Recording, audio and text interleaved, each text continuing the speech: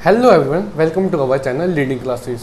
सो हम पिछले पार्ट्स में हम क्लास 11 की बिजनेस स्टडी बुक का पहला चैप्टर कर रहे थे। उसमें हमने पढ़ा बिजनेस की हिस्ट्री क्या है, कंसेप्ट क्या है बिजनेस का, नेचर कैसा होता है बिजनेस का, प्रॉफिट क्या होता है, कौन सी एक्टिविटी इकोनॉमिक होती है, कौन सी एक्टिविटी नॉन इकोनॉमिक होती है। अब इस हम पार्ट में करेंगे क्लासिफिकेशन ऑफ बिजनेस कि बिजनेस की क्या क्लासिफिकेशन है, बिजनेस कितने टाइप का होता है। फॉर्मली बिजनेस दो टाइप का होता है। पहला कौन सा होता है, इंडस्ट्रियल सेक्टर, दूसरा होता है कमर्स सेक्टर। तो इंडस्ट्रियल सेक्टर में आपका कौन सा आगे आपको इंडस्ट्री से ही पता लगेगा, कोई इंडस्ट्री होगी जिसमें प्रोडक्शन वगैरह होती होगी तो आपका इंडस्ट्री सेक्टर में होता है। कमर्स में क्या होता है, इट फैसिलिटेट टू एक्सचेंज, मतलब इसमें सिर्फ गुड्स को सेल और परचेस ही किया जाता है, तो ये आपका कमर्स सेक्टर में आता है। तो आपका इंडस्ट्री सेक्टर में क्या आता है, प्रोडक्शन आती है और मैन्युफैक्चरिंग आती है। तो आगे इसकी भी बारिफिकेशन है इंडस्ट्री सेक्टर की। इंडस्ट्री सेक्टर तीन टाइप के होते हैं आपके। पहला है प्राइमरी सेक्टर, दूसरा है सेकेंडरी सेक्टर, तीसरा है टर्टियरी सेक्टर। तो प्राइमरी सेक्टर में क्या हो गया, आपकी फार्मिंग होती है, रॉ मटेरियल को प्रोड्यूस किया जाता है।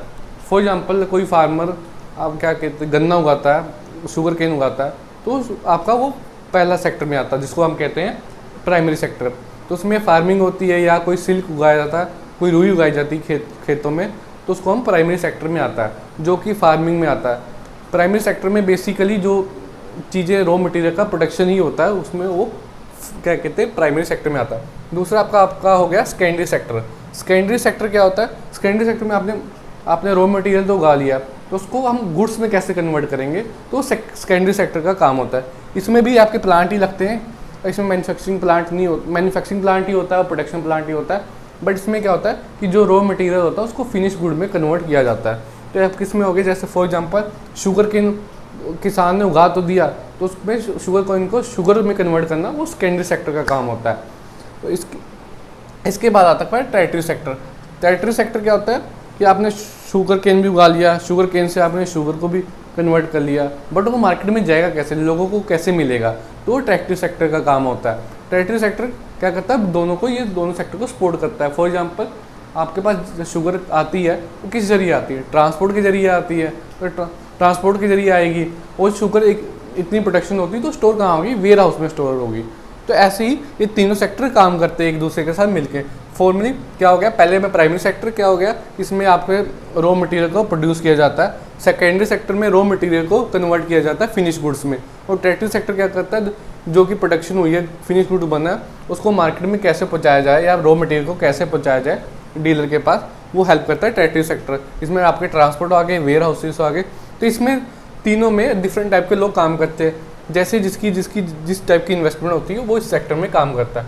तीसरा आ गया आपका दूसरा आ गया कमर्स सेक्टर। कमर्स सेक्टर में क्या आ गया, फैसिलिटेट टू एक्सचेंज। इसमें सिर्फ बाइंग एंड सेलिंग, इसमें कोई प्रोडक्शन नहीं होती, आप कोई प्रोडक्शन कोई और करता है, बाइंग एंड सेलिंग कोई और करता है। फॉर एग्जाम्पल मेरे पास इन्वेस्टमेंट कम है तो मैं सिर्फ बाइंग एंड सेलिंग एक्टिविटी करूँगा, मैं कोई प्रोड्यूसर के पास जाऊँगा, वहाँ से गुड परचेज करूँगा और कंज्यूमर को सेल कर दूंगा। तो इसमें ये आपका कमर्स सेक्टर में आता है। इसमें भी आपके दो टाइप के होते हैं, ट्रेड्स और ads to trade.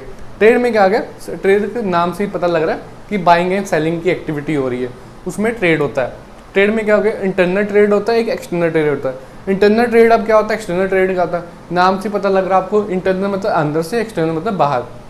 Internal trade में आप क्या हो गए, होलसेलर और रिटेलर। होलसेलर कौन होता है, जो कि प्रोड्यूसर से लार्ज स्केल पे गुड खरीदता है और किसको सेल करता है, रिटेलर को सेल करता है। और आपके रिटेलर कौन होंगे, शॉपकीपर हो गए, नॉर्मली जो आपके गलियों में होती है, आपकी सोसाइटी में होते हैं, वो आपके रिटेलर होते हैं, जो कि होलसेलर से सामान खरीदते हैं और हमें सेल करते हैं। तो जनरली रिटेलर कम सामान खरीदता है और एक एक करके हमको सामान बेचता है। तो होलसेलर आपका प्रोड्यूसर से सामान लेता है लार्ज स्केल में और रिटेलर को बेचता है।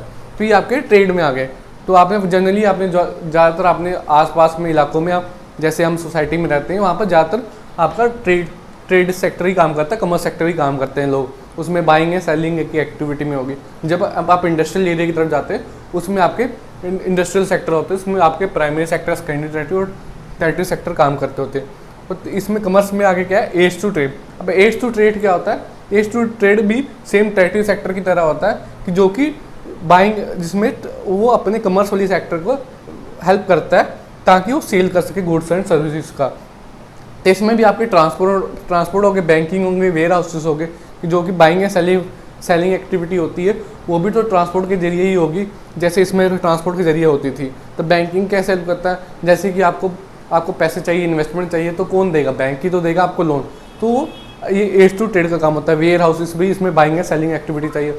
आपने फॉर एग्जांपल आप शॉपकीपर के पास जाते हैं तो आपने देखा वो जल्दी उनके स्टोर होते हैं, वेयर हाउस होता है, जहाँ पर उन्होंने अपना सारा सामान खरीद रखा होता है, जहाँ से होलसेलर से खरीद के लाते हैं, अपने अपने वेयर हाउसेस में रखते हैं, तो धीरे धीरे वो करके अपनी दुकान पर लगाते हैं। तो ये था क्लासिफिकेशन ऑफ द बिजनेस। तो अब मूव करते हैं अपने हमारे नेक्स्ट टॉपिक की तरफ, बिजनेस रिस्क। बिजनेस रिस्क क्या होता है? तो बिजनेस रिस्क करने से पहले हम रिस्क का मतलब समझ लें क्या होता है। रिस्क का मतलब होता है, आपको नाम से पता लग रहा है, खतरा, कि हमारे साथ कुछ गलत ना हो जाए। हम कहते हैं नहीं वो काम मत करना, उसमें खतरा हो सकता है, उसमें रिस्क है। तो ऐसे ही बिजनेस रिस्क, कि बिजनेस में रिस्क होना, तो ये नाम आता है। बिजनेस रिस्क में क्या क्या हो सकता है कि प्रोबेबिलिटी ऑफ लॉसेस, की लॉस की प्रोबेबिलिटी हो सकती है, हमें लॉस हो जाए, या फिर पॉसिबिलिटी ऑफ इनएडिक्वेट प्रॉफिट, कि हमें उतना प्रॉफिट ना हो कि जितना हमें चाहिए था, कि जितना हमारे खर्चे निकल सके। तो ये बिजनेस के रिस्क के दो कारण हो सकते हैं, और भी कारण होते हैं जो आगे जाकर हम पढ़ेंगे क्या क्या कॉजेस है। तो बिजनेस रिस्क में यही आता है कि लॉस हो जाए या फिर हमें उतना प्रॉफिट ना हो। तो नेचर कैसा है बिजनेस का, कि बिजनेस का क्या नेचर है? तो पहला क्या है, business risk arise due to uncertainties. तो बिजनेस रिस्क क्यों अराइज होता है? कि ड्यू टू अनसर्टेन, बिजनेस एक अनसर्टेन है, कि कोई पता नहीं कि क्या कल को क्या हो जाए। कल को डिमांड चेंज हो सकती है, टेक्नोलॉजी में चेंजेस आ सकते हैं, या गवर्नमेंट कोई ऐसी पॉलिसी ले आए कि जिसमें हमारे बिजनेस को अफेक्ट करे, कि ये आदमी ये मैन्युफैक्चरिंग नहीं कर सकता, इसको ये लाइसेंस बनाने पड़ेंगे। तो वो लाइसेंस वगैरह बनाने के लिए वो हमारा रिस्की हो जाएगा, कि हमें मुश्किलें आएंगी। तो वो ऐसा भी हो सकता है कि कोई टेक्नोलॉजी नहीं आ जाए, तो वो भी रिस्क है बिजनेस के लिए। अगला क्या है, risk is essential part of every business, की रिस्क एक इसेंशियल पार्ट है एवरी बिजनेस का। No one can avoid risk can be reduce but not be eliminated, कि कोई रिस्क को अवॉइड नहीं कर सकता, कि बिजनेस के रिस्क को कोई रोक नहीं सकता, बस उसको रिड्यूस कर सकता है पूरा प्लानिंग करके, क्या कहते हैं, पूरा अपना एम बना के। बस ये हो सकता है कि risk is essential part of a business, no one can avoid risk but risk can be reduce. अगला हम पार्ट करेंगे degree of risk depend upon the nature and size of business, की जो रिस्क की डिग्री है, मतलब कि risk की जो टाइप है वो कैसे डिपेंड करता है कि नेचर कैसा है बिजनेस का, और साइज कैसा, मतलब नेचर हम क्या काम करते हैं, और साइज मतलब कितने बड़े स्केल पे हमारा बिजनेस, छोटा स्केल बिजनेस है कि बड़ा स्केल बिजनेस है। और नेचर क्या हो गया आपके, कि हम किस प्रोडक्ट में डील कर रहे हैं, किस टाइप में हम बिजनेस कर रहे हैं, किस चीज़ में। तो फॉर एग्जांपल कि नेचर कैसा है, मतलब फॉर एग्जांपल आपका फैशन है, फैशन में चेंज आता रहता है, कि आजकल कोई और फैशन है, कल कोई और फैशन आ गया। तो वो बिजनेस के लिए रिस्क है, कि फॉर एग्जांपल हमने तो प्रोडक्शन कर रखी है, तो हमारे पास तो गोडाउन में, वेयर हाउस में उतना माल पड़ा हुआ है, लेकिन वो तो हमारा वेस्ट हो गया, तो हमारा रिस्क है। और दूसरा क्या आपका साइज ऑफ बिजनेस का साइज पे डिपेंड करता है, कि लार्ज स्केल बिजनेस की स्मॉल स्केल बिजनेस है। अगर लार्ज स्केल बिजनेस होगा उसमें हाई चांसेस होंगे कि हैवी लॉस हो जाए। स्मॉल स्केल होगा बिजनेस, उसमें कम चांसेस, कम लॉस हो। फॉर एग्जांपल किसी ने अपनी कार्ट शुरू की है तो उसकी छोटी सी इन्वेस्टमेंट लगी होगी, उसमें कम लॉस होगा। किसी ने अपना मैन्युफैक्चरिंग प्लांट डाला होगा तो उसमें करोड़ों की इन्वेस्टमेंट होगी, कल को नहीं सेल होती, नई प्रोडक्शन हो पाती प्रॉपरली, तो उसमें उसको ज़्यादा लॉस हो सकता है। तो डिग्री ऑफ रिस्क पे डिपेंड करता है कि नेचर कैसा है बिजनेस का और साइज क्या है बिजनेस का। अगला है profit the reward of bearing the risk. ये आपने पिछले पॉइंट में पढ़ा था, profit the part of the business में, कि profit the reward of bearing the risk. की प्रॉफिट क्या है, आपने सुना ही होगा, larger the risk larger the profit. ये प्रॉफिट भी रिस्क के रिवार्ड से ही मिलता है। जैसे कि अगर हम लार्ज रिस्क लेंगे तो हमें लार्ज प्रॉफिट होगा।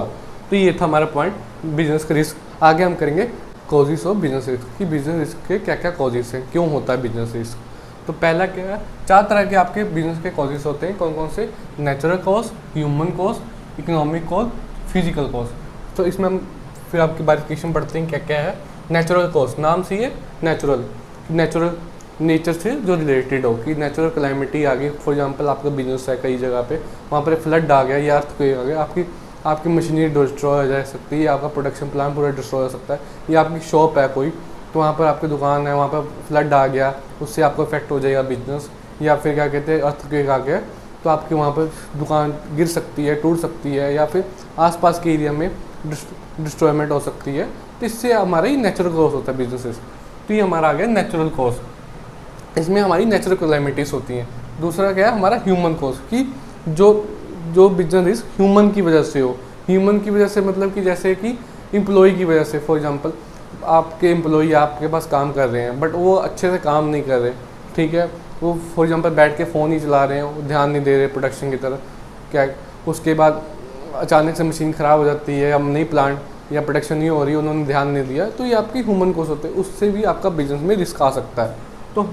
तो इसमें भी आपका होता है loss due to human being, कि ह्यूमन बीइंग की वजह से, एक्टिविटी की वजह से जो कॉस्ट हो बिजनेस में रिस्क आए, उसको ह्यूमन कॉस्ट कहते हैं। तीसरा आपका आ गया इकोनॉमिक कॉस्ट। इकोनॉमिक मतलब प्राइस से रिलेटेड हो गया, क्या कहते हैं, फैशन से रिलेटेड हो गया। क्या उसके बाद जैसे कि आपके मार्केट में महंगाई आ जाती है, ठीक है, महंगाई हो जाती है, तो आप लोग क्या करते हैं, सामान लेना बंद कर देते हैं, तो वो भी बिजनेस में रिस्क पैदा करता है। ये आपने पढ़ा था पिछले पार्ट में कि चेंज इन फैशन में चेंज आ जाता है, तब भी लोग एक तरह से दूसरे प्रोडक्ट पे शिफ्ट हो जाते हैं, तो आपके जो गोडाउन में माल पड़ा रहता है वो भी आपका रिस्क में आता है। तो चौथा आपका फिजिकल कॉस्ट में क्या गया, चेंज इन टेक्नोलॉजी चेंज हो जाए। आज आप प्रोडक्शन टेक्नोलॉजी कर रहे थे, कल कोई न्यू टेक्नोलॉजी आ जाए, तो आपकी पुरानी प्रोडक्शन वेस्ट हो सकती है, या फिर आपको न्यू मशीनें लेनी पड़ेगी, आपके लिए उसके बाद इन्वेस्टमेंट ना हो, तो ये भी आपको बिजनेस रिस्क में आता है। और दूसरा आपका डिफेक्ट इन मशीन में कोई डिफेक्ट आ जाए, फिर आपकी प्रोडक्शन तो होगी नहीं, अब क्या पता आपकी पूरी फैक्ट्री बंद हो जाए कुछ दिनों के लिए या हमेशा के लिए, तो ये भी आता है। दूसरा क्या, एक्सीडेंट टू एम्प्लॉय, कि एम्प्लॉय कोई फैक्ट्री में काम करे। एक्सीडेंट एम्प्लॉय मतलब कि ये नहीं कि रास्ते में जा रहा एक्सीडेंट हो गया, वो नहीं, कि आपकी फैक्ट्री में कोई एक्सीडेंट हो जाता है एम्प्लॉय का, तो उसमें काम करते हुए उसका किसी मशीन में हाथ आ जाता है या आग लग जाती है, कुछ हो जाता है, तो भी आपको वो बिजनेस रिस्क में आता है, क्योंकि वो भी आपकी प्रोडक्शन में इफेक्ट करता है। तो ये थे आपका हमारे 4 कॉसेस, कौन से थे, natural cost, human cost, economic cost, physical cost. Natural cost क्या हो गया कि जो नेचर की वजह से हो गया, आपके फ्लड हो गए, आपकी नेचुरल क्लैमिटीज होगी। ह्यूमन कॉस्ट क्या हो गया, आपके एम्प्लॉय की प्रॉपर काम नहीं कर रहे, उनकी वजह से जो इफेक्ट पड़े बिजनेस पे, वो आपका ह्यूमन कॉस्ट हो गया। इकोनॉमिक कॉस्ट हो गया कि प्राइस की वजह से, कि मार्केट में महंगाई आ गई, प्राइस फ्लक्चुएट हो रहे हैं, आपके प्रोडक्ट के चेंज इन फैशन हो गया। चौथा आपका फिजिकल कॉस्ट, की टेक्नोलॉजी में चेंजेस आ गए, आपके मशीन डिफेक्ट हो गई या मशीन ख़राब हो गई, या आपके एम्प्लॉय के एक्सीडेंट हो गया फैक्ट्री में, तो ये था। तो यहाँ से हमारा पहला चैप्टर होता है कंप्लीट। तो आपको क्या करना है, आपको जाके डिस्क्रिप्शन बॉक्स पे लिंक दिया गया टेलीग्राम पे, वहाँ पर जाके आप नोट्स डाउनलोड कर सकते हैं। आपने वीडियो देखी और नोट्स वहाँ से पढ़ सकते हैं। आप चाहे बुक भी आप स्किप कर सकते हैं, जो पढ़ना चाहे बुक को पढ़ सकता है, बट ये हमारे नोट्स सफिशेंट होंगे। तो thank you for watching our video.